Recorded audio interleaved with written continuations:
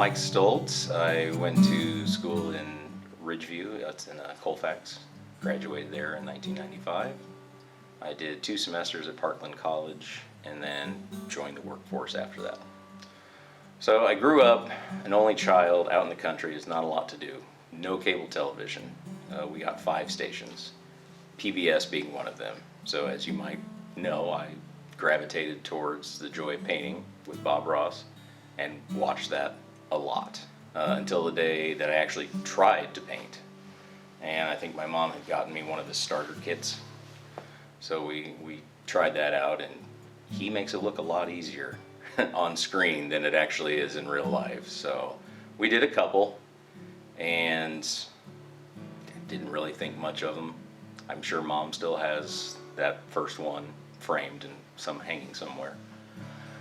Then I kind of put painting away for a while, brought it back out in like 2008 and just started again, but this time I used acrylics because it's easier to wash the brushes when they're water-based.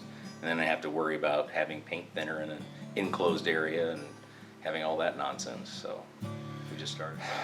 Well, it's really just one of those things that kind of speaks to you. On one of my pieces, we had traveled to New Orleans on vacation.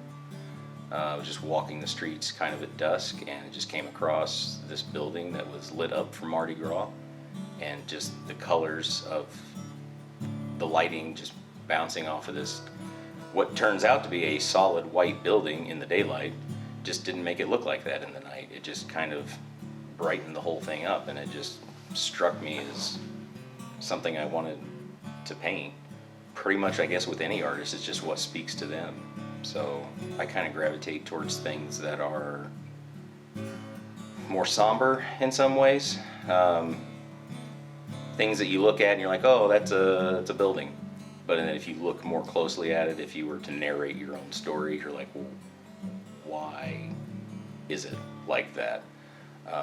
Because art is interpretive all around. So what I see it being, some other person may take a totally different meaning from it, and then if you try to explain it to them like that, then it kind of loses specialness for them. So I think everybody should be allowed to interpret it in a different manner. I would like for them to take away that anyone should be able to learn how to paint. It's just a matter of time and patience. I don't have any formal training. I just watched videos and practiced and honed it into the point where it comes out the way that it does. So I just want people to be able to realize that they have potential inside of them, that they can do it. And it's not going to look great the first time, and you're going to be disgusted with it, but just keep on practicing and you'll get it eventually.